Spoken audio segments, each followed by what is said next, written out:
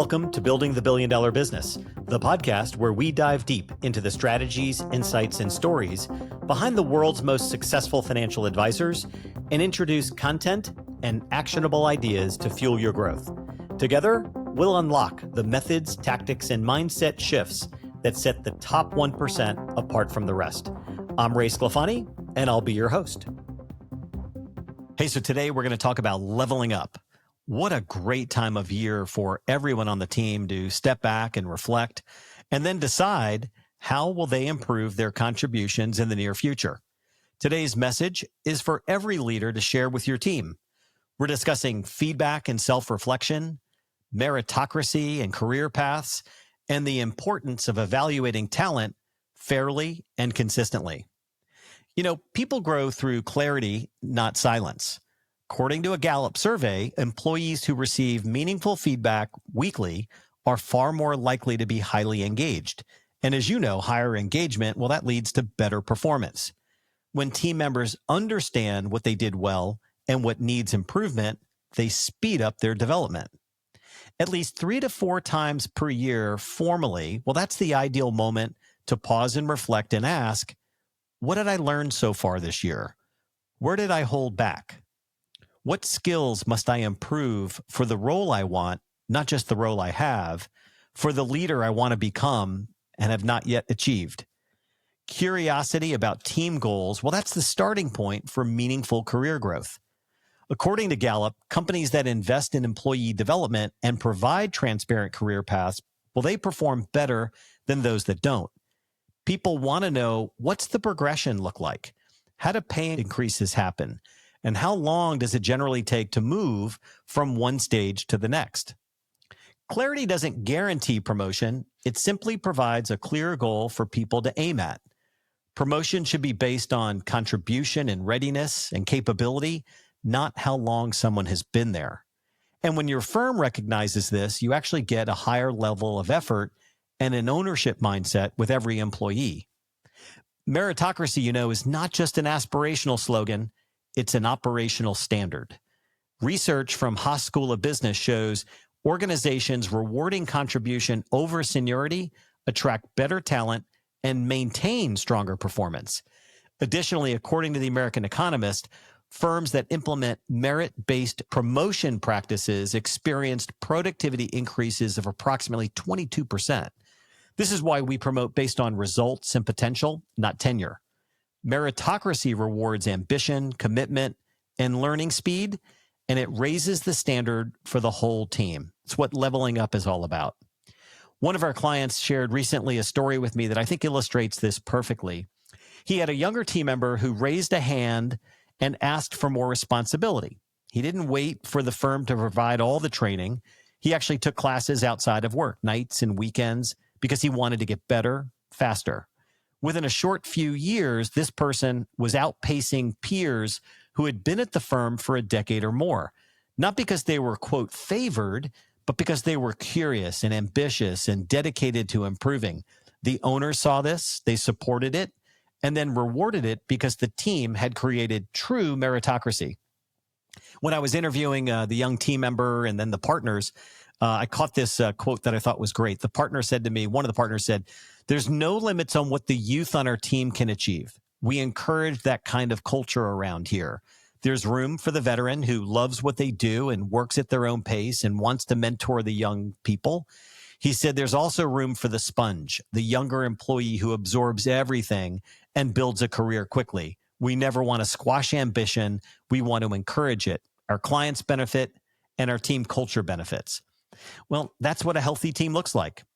Evaluating talent is a continuous responsibility of every leader and every employee. Self-reflection is really key. It's not about tenure. It's about performance, potential, mindset, and alignment with team values.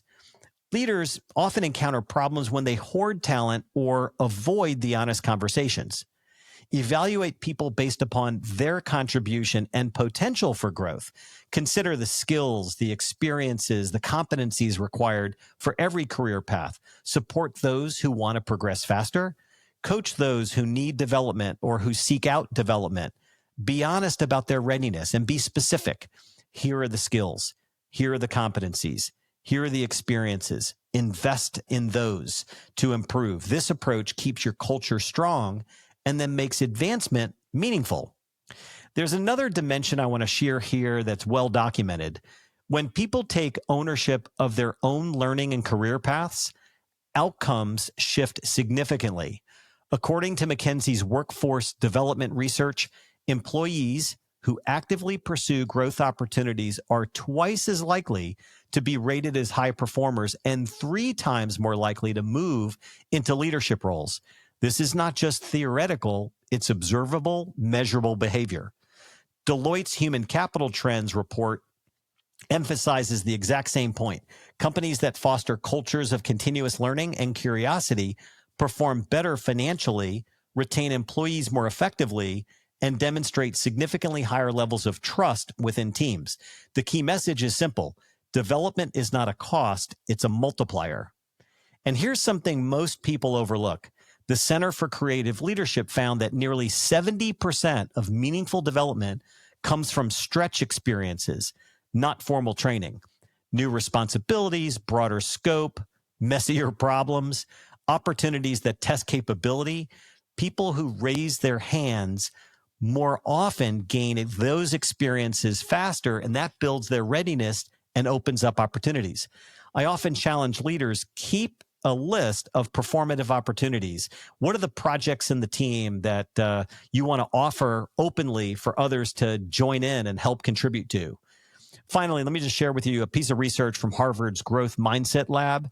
It shows that teams in which individuals openly communicate goals, learning needs, and strengths outperform teams that avoid such conversations. In other words, transparency around growth builds the psychological safety, which leads to higher performance and more innovation. All of this confirms one main point for me. The behaviors we discuss, such as asking for feedback or volunteering for stretch roles, seeking out growth, showing curiosity about the team's direction, they're all documented in research as leading indicators of advancement, impact, and long-term career success. Okay, so all the data is clear. What's the actionable idea? Well, for the team members listening today, here are a few things. 1, make it a habit to ask regularly for feedback. 2, be honest with yourself when reflecting on your own performance. Is your truth in alignment with your team members and leaders' truth? 3, understand the team's goals and find ways you can contribute more effectively.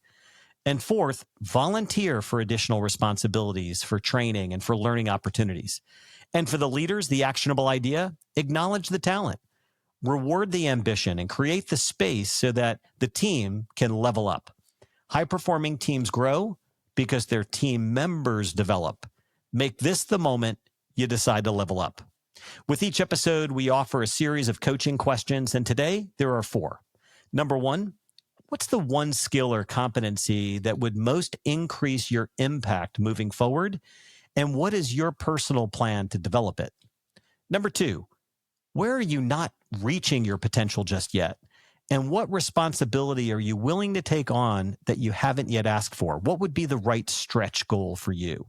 Number 3, what specific feedback do you need right now that could accelerate your growth if you pursued it?